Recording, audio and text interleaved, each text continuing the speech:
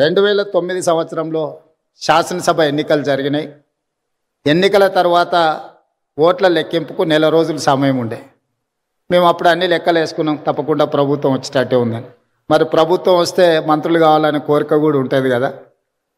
ఈరోజు ఆంధ్రప్రదేశ్లో వాళ్ళు చాలామంది మంత్రులు ఉన్నారు. ఒక నలుగురు మిత్రులను కలిసి రామోజీరావు గారి సమయం తీసుకున్నాం. సార్ మిమ్మల్ని కలవాలనుకుంటున్నాం మేము అని. రాండి అన్నాడు. నలుగురం కలిసి రామోజీరావు గారి దగ్గరకు వచ్చినాం. మా నడక, మా చూపులను బట్టి ఆయనకు అర్థమైంది వీళ్ళేదో మంత్రి పదవులకు పైరవి కోసమే వచ్చినట్టున్నారని. భోజనం పెట్టి కూర్చోబెట్టి, మేము అడగని కూడా అడగలే, వారే మొదలు పెట్టారు రాజకీయాలు, ఆ విధంగా ఎన్నికలు, ఫలితాలు ఏ విధంగా వస్తాయి అనేది విశ్లేషణ ఒక రకము.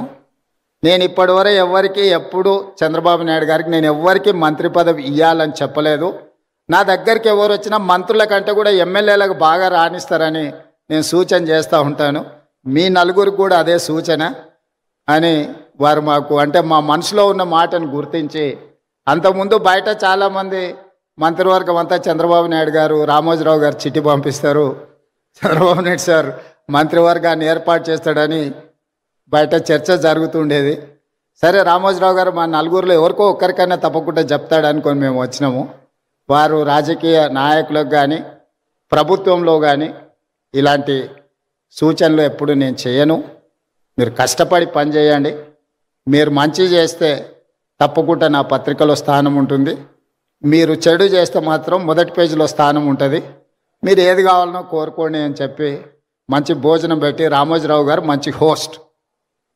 నేను ముఖ్యమంత్రి అయిన తర్వాత కూడా వస్తే చాలాసేపు భోజనం పెట్టి చాలా విషయాలు మాట్లాడినారు. ముఖ్యమంత్రిగా వచ్చినప్పుడైనా ఏదైనా పనుల విషయంలో ప్రస్తావిస్తారేమో నేను అనుకున్న, వారు ఏం మాట్లాడలేదు. వారు చెప్పిండ్రు ఇది నా బాధ్యత, ఎందుకు సార్ రెస్ట్ తీసుకోవచ్చు కదంటే, నిత్యం నాకు ఈ పనిలోనే ఒక సంతృప్తి ఉంటుంది, ప్రతి పేజు నేను చదువుతాను. అక్కడక్కడ వారు స్పెల్లింగ్ కరెక్షన్స్ ఉంటే కూడా పత్రికలో వచ్చిన ఆ డేటా అంటే మ్యాటర్ని కూడా వారు రౌండప్ చేసి పెట్టి, అందులో ఏం తప్పులు ఉన్నాయో కూడా మార్క్ చేసి పెట్టి వారి టేబుల్ మీద కనిపించింది. అంత నిబద్ధతతోని వారు పనిచేసిండ్రు కాబట్టే ఇంత గొప్ప సంస్థను నిర్మించగలిగినరు.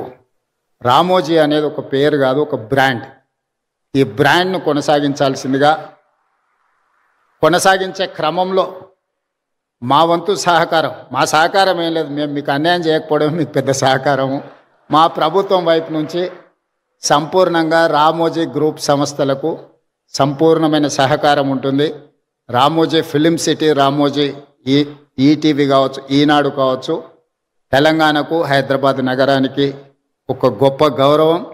ఈ తెలంగాణ గౌరవాన్ని ముందుకు తీసుకువెళ్ళడానికి మా రాష్ట్ర ప్రభుత్వం తరఫున సంపూర్ణమైన సహకారం ఉంటుంది. అదేవిధంగా పెద్దలు వెంకయ్యనాయుడు గారు, ఎన్వి రమణ గారు సూచన చేసారు తెలుగు భాష గురించి. తప్పకుండా మేము ఈ మధ్యకాలంలో ప్రభుత్వం ఇస్తున్న జీవోలు మిగతా వాటిని తెలుగులోనే ఇస్తూ ఉన్నాం. కాకపోతే ఇంకా అది కొంత సమయం పడుతుంది, దాన్ని తప్పకుండా ముందుకు తీసుకెళ్తాం. రాధాకృష్ణ గారు ఇక్కడ గవర్నర్గా 3.5 నెలలు వారి బాధ్యతలు నిర్వహించి సంపూర్ణమైన సహకారాన్ని తెలంగాణ రాష్ట్రానికి అందించారు. ఈనాడు ఉపరాష్ట్రపతిగా వారు బాధ్యతలు తీసుకున్నారు. ఆనాడు ఉపరాష్ట్రపతిగా వెంకయ్య నాయుడు గారు తెలుగు రాష్ట్రాలకు సంబంధించిన సమస్యల్ని పరిష్కరించడంలో, కేంద్ర ప్రభుత్వం ఇచ్చిన హామీలను అమలు చేయించడంలో నిరంతరం వారు ముఖ్యమంత్రులతో సమన్వయం చేసుకొని అన్ని సంస్థలకు సంబంధించిన అధికారులను, వివిధ శాఖలకు సంబంధించిన అధికారులను, మంత్రులను కూడా పిలిపించి ఆనాడు ఉపరాష్ట్రపతిగా వెంకయ్యనాయుడు గారు ఈ తెలుగు రాష్ట్రాలకు సహకరించారు. ఈనాడు నేను భారత ఉపరాష్ట్రపతి రాధాకృష్ణన్ గారి నుంచి కూడా మేము ఇదే రకమైన సహకారాన్ని వారి నుంచి ఆశిస్తున్నాం. ఈనాడు ముఖ్యంగా రాజకీయ నాయకులకు ఈ అలవాటు వ్యసనంగా మారింది. ఉదయం నాకు ఎన్ని పత్రికలు వచ్చినా ఖచ్చితంగా హెడ్లైన్స్ అయినా ఈనాడు పేపర్ నేను తిరిగేస్తాను. ఎందుకంటే నిఖార్సైన సమాచారం, మిగతా దాంట్లో కొంచెం మసాలాలు, కలర్స్ అవి ఇవి యాడ్ అవుతుంటాయి. ఇది యాక్చువల్ వార్తని ఈ 2-3 పత్రికలు చదివిన తర్వాత వాస్తవం ఏముందో తెలుసుకుందాము అని ఈనాడు తెలంగాణ రాష్ట్ర ముఖ్యమంత్రిగా 5-10 నిమిషాలైనా ఈనాడు పేపర్ నేను తిరిగేస్తాను. అదేవిధంగా సాయంత్రం ఇంటికి పోతే 9 గంటలకు ఈటీవీ వార్తల్ని తప్పకుండా చూస్తే ఎక్కడున్నాయి, ఈ ఊర్లోనే కాదు ఈ నగరంలోనే కాదు, ఈ రాష్ట్రం పక్క దేశాలకు వెళ్ళిన సంపూర్ణమైన వార్తల్ని ఈటీవీలో ప్రసారం అవుతాయి. వాళ్ళ ఆలోచనలను కాకుండా జరిగిన వాస్తవాలను ప్రజలకు అందించాలన్న వారి స్ఫూర్తి ఈరోజు ఈనాడులో కానీ ఈటీవీలో కానీ కనిపిస్తుంది. అదేవిధంగా రామోజీరావు గారి గురించి ఆలోచన చేసినప్పుడు ఆశ్చర్యకరమైన అంశాలు కనిపిస్తాయి. పచ్చళ్ళు తినిపించిన రామోజీరావు గారి గొప్పతనం ఉంటుంది. పత్రిక చదివిన రామోజీరావు గారి గొప్పతనం కనిపిస్తుంది. ప్రసార సాధనాలు మార్గదర్శి చిట్ ఫండ్కి, రామోజీ ఫిలిం సిటీకి, ప్రియా పచ్చళ్ళకి, ఈనాడు పేపర్కి దేనికి పొంతన లేదు. ఇలా వివిధ రంగాలలో ఒక వ్యక్తి రాణించడం చాలా కష్టం. ఒక వ్యక్తికి ఒక విషయంలో టాలెంట్ ఉందంటే మనం అర్థం చేసుకోవచ్చు. అతను నిరంతరం అందులో కృషి చేయడం, అందులోనే ప్రయత్నం చేయడం అనేది ఆ వ్యక్తికి అందిన ఒక విద్య అనుకోవచ్చు. కానీ రామోజీరావు గారు ఏ రంగంలో ప్రవేశించినా ఆ రంగంలో నెంబర్ 1 ఉండడానికి వారు నిరంతరం, నాకు తెలిసి రోజుకు 18 గంటలు శ్రమించి ఈరోజు వారు ఏ రంగంలో ప్రవేశించినా ప్రతి రంగంలో తనదైన ముద్రను వారు వేయడం జరిగింది. అందుకే ఈనాడు రామోజీ సంస్థ ఈ రామోజీ ఎక్సలెన్స్ అవార్డు కార్యక్రమాన్ని పెట్టడం ద్వారా ఈరోజు అవార్డు గ్రహీతలను గుర్తించడమే కాకుండా భవిష్యత్తులో ఇంతకుముందు చంద్రబాబు నాయుడు గారు ఏదైతే చెప్పినరో ఈ అవార్డు అనేది ఒక గొప్ప గౌరవంగా భవిష్యత్తులో ఇది రాణిస్తుంది అని నేను కూడా వారితో ఏకీభవిస్తున్నా.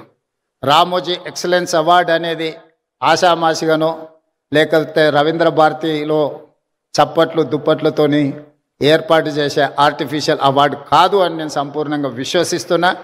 ఈరోజు అవార్డు గ్రహీతలకు ఖచ్చితంగా వారి శ్రమకు, వారి నైపుణ్యానికి ఒక గుర్తింపు, రామోజీ గారి ఆలోచనలని భవిష్యత్ తరాలకు అందించడానికి మీరు, మేము, మనందరము చేయగలిగిన ప్రయత్నం అంత చేయాలి. వారి ఆలోచనలని కొనసాగించాలని, వారి ఆలోచనలకు అనుగుణంగా వారి సంస్థలను నిర్వహించాలని ఆలోచన చేస్తున్న వాళ్ళు చాలా తక్కువ మంది. కానీ ఈనాడు రామోజీరావు గారు ఇచ్చిన స్ఫూర్తి, వారు అందించిన సంస్థలు, ఈ సంస్థల్ని నిర్వహించడం కూడా అంత ఆషామాషి వ్యవహారం కాదు. ఆర్థిక భారంతో కూడుకున్నాయి. చాలామందికి ఇందులో లాభాలే ఉంటాయన్న ఆలోచన ఉంది, కానీ వీటి నిర్వహణలో అధిక వ్యయం కూడా కూడుకొని ఉన్నదన్న సంగతి చాలామందికి తెలియదు. అయినా వారి కుటుంబ సభ్యులు ఈనాడు ఈ సంస్థలను అన్నీ నిర్వహిస్తూ తెలంగాణ రాష్ట్రానికి, హైదరాబాద్ నగరానికి ఒక గర్వకారణంగా ఈ సంస్థలు ఈరోజు నిలబడ్డాయి.